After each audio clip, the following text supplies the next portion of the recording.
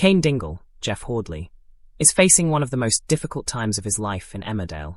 Wife Moira, Natalie J. Robb, is currently spending time behind bars for manslaughter after 2 bodies were found on their homestead Butler's farm. She was framed by Robert Sugden, Ryan Hawley, who was being blackmailed by Joe Tate, Ned Porteous. Joe wanted the Sugdens' share of the land, and knew the only way they could get Moira to agree to the sale would be if she was in somewhat of a predicament. Her imprisonment came just days before Cain was diagnosed with an aggressive, yet localized form of prostate cancer. He initially declined to tell any of his family, though has since confided in granddaughter Sarah Sugden, Katie Hill.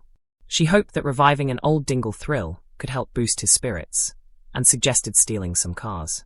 The temptation of taking Joe's new DeLorean was too much to resist, and the pair took it for a spin before trying to find a quick buyer. It didn't take long for Joe to realize what had happened, though Cain denied all knowledge. He said that for £200, he'd reveal whether or not he had the vehicle. Although Joe was tempted by the offer, he decided to play the long game instead and walked away.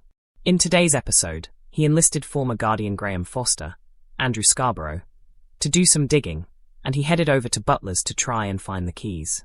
Sarah was visiting Cain, urging him to pinch more motors in a bid to lift his dwindling finances. He was reluctant, saying that although he enjoyed winding Joe up, he wasn't prepared to take the risk. Graham hid out of sight, though was soon discovered strolling around the kitchen. During his search, he found Cain's oncology letter. There was a moment where the men almost came to blows, but Cain was too exhausted to fight and was knocked to the ground instead. Graham could see how troubled he was, and later headed to the garage to have a conversation about the diagnosis. He revealed that his dad died of prostate cancer, and that he slowly watched him waste away over time. Graham didn't want to see the same thing happen to Cain. Later, in the pub, he urged him to stop warring with the Tates, who were only interested in gaining Butlers, and to focus on his health instead. The men shook hands, unaware that Graham's ex-wife Kim Tate, Claire King, was watching from afar. She immediately came to the conclusion that Graham was betraying Joe. Will she feed this information back to Joe? And how will Graham explain himself? Life at Butler's farm had always been chaotic, but it had never felt empty, until Moira Dingle was led away in handcuffs. 2 bodies had been found on the homestead. The evidence had pointed squarely at her. Convicted of manslaughter, she was sent to prison, a victim of a carefully orchestrated frame-up engineered by Robert Sugden, who himself was being blackmailed by the calculating Joe Tate. Joe's goal was simple: land, the Sugdens' share of it, and he knew that if Moira were desperate enough, trapped, cornered, imprisoned, she might agree to sell Butler's farm. Cain had always known the Tates were ruthless. But this was war. A diagnosis in the dark. Days after Moira's imprisonment, Cain received news that would have broken a lesser man. An aggressive, though localized, form of prostate cancer. The oncology letter felt heavier than any weapon he'd ever carried. He read it alone. He folded it neatly. He hid it away. Cain Dingle did not crumble. He did not cry. He did not confide. Instead, he returned to work at the garage, jaw set, as if sheer stubbornness could hold his body together. The irony was cruel. His wife was locked up, his land under threat, and now his health was betraying him. Sarah's plan. It was Sarah Sugden who first saw the cracks. His granddaughter had inherited the Dingle instinct for survival and mischief. When Cain finally admitted the diagnosis to her, she refused to let despair win. "You need a thrill," she insisted. "Something to remind you who you are." Her idea? Revive an old Dingle pastime. Car theft. Specifically, Joe Tate's flashy new DeLorean. The temptation was irresistible. For a moment, just a moment, Cain felt alive again as they took the silver machine for a spin. The engine roared. The wind whipped through open windows. For those brief miles, cancer didn't exist. Neither did prison walls. Only adrenaline. Joe's countermove. It didn't take Joe long to realize his prized vehicle had vanished. When he confronted Cain, the mechanic's face was unreadable. "For £200, Cain smirked. "I'll tell you if I've got it." Joe was tempted. But Joe preferred strategy over impulse. He walked away. Cain's grin faded once he was gone, because he knew Joe wouldn't forget. Enter Graham. Soon enough, Joe made his move. He summoned his former guardian, Graham Foster, a man as composed as he was observant. Graham headed to Butler's farm under the guise of casual curiosity. He searched quietly, methodically, looking for keys, for clues, for leverage. He didn't expect to find the oncology letter, but he did. And everything shifted. Almost blows. When Cain discovered Graham in the kitchen, tension filled the room like smoke.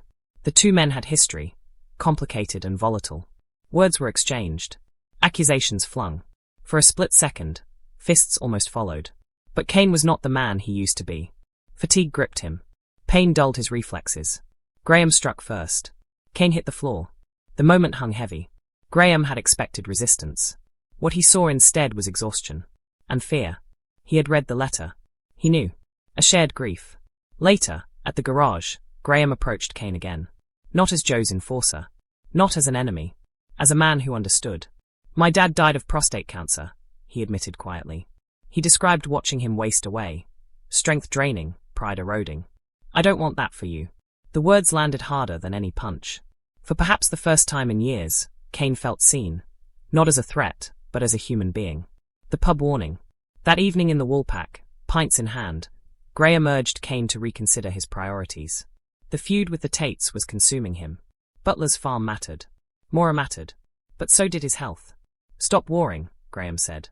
"Focus on fighting the right battle." Reluctantly, Cain extended his hand. Graham shook it. A fragile truce. Unbeknownst to them, from across the room, sharp eyes observed the exchange. Kim Tate, Joe's formidable ally, and Graham's ex-wife. Her mind was already racing. Kim's suspicion. To Kim, loyalty was currency. And Graham shaking Cain's hand looked like betrayal. Was he turning against Joe? Was he sympathizing with the enemy? Or worse, protecting him? Kim didn't deal in assumptions. She dealt in consequences. By morning, Joe would likely know. And Graham would have explaining to do. Alone at Butler's. That night, Cain returned to an empty farmhouse. Moira's absence echoed through every room. He sat at the kitchen table. Oncology letters spread before him once more. Aggressive. Localized. Treatable, if caught early. He thought of Sarah. Of Moira behind bars. Of the land he had fought to protect. For the first time, the battle felt too big. Not because he was afraid to fight, but because he wasn't sure how much strength he had left. The war ahead. Joe Tate wouldn't back down. Kim Tate wouldn't ignore what she'd seen. Graham stood at a crossroads between loyalty and conscience. Moira remained behind bars, unaware of the storm gathering outside. And Cain? He stood at the center of it all. A man facing prison walls without his wife. Corporate sharks circling his land. And a disease threatening to strip him of the control he prized most. But Cain Dingle had never been defined by ease. He was defined by endurance. The question now wasn't whether he would fight. It was how long he could. And whether the war for Butler's farm would cost him more than he was prepared to lose. As the lights dimmed over the village and secrets brewed in every corner. Oh.